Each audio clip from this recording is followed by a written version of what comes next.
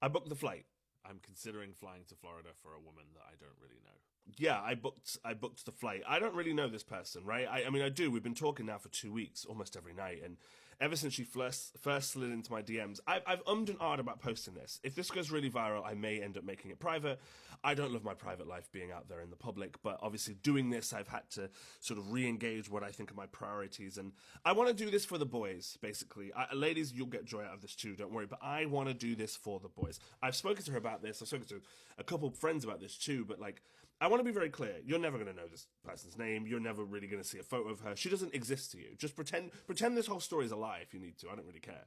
I'm doing this because I've played a very big game over the last few months. I have been talking about disengaging from the manosphere, about ignoring red pill noise, about being vulnerable, about accepting her without lashing out, which is what I think this is about, and just about generally putting yourself out there. Now, when I started doing this, I did get a lot of abuse, panda, a final boss, whatever the things. I still get those comments from time to time, but overwhelmingly now, the majority of messages I get are from young men, sometimes saying thank you, but mostly saying how. How do I do this? Like, how do I re-engage that part of myself? Or how do I change? How do I do better? The truth is, people, I'm not a life coach. I'm not a therapist. I can't give you one-line answers that fix things. The best thing I can continue to do is show you moments and thoughts. And I think this is an important one because I think this is where the work lives. Right here, in the risk. I am getting swept up in a moment that could hurt me.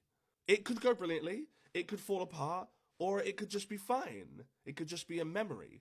And that's the point. I think men are so good at reacting. They're not good at sitting in the middle. We're drawn to the big finale, not the process. And if that big finale doesn't match up, I think we mismanage our feelings. We get hurt, we lash out, we don't get the second date, we say something cruel. Boys are confusing rejection with disrespect because they're living in like the hope of the thing and it's killing them. You know, they're falling down these rabbit holes that it's hard to pull them out of.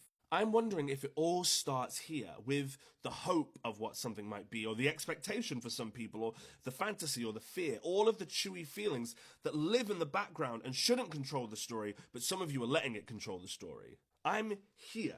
This is the moment. This is me flying. This is after me flying. I am here right now. As much as I can try to be, this is where I want to live. That's the work. Look, if this trip or some future version of whatever this is ends in nothing, or ends in pain, or ends in joy, or ends in heartbreak, I might tell you about it. But the one thing I will tell you for sure is that I survived it.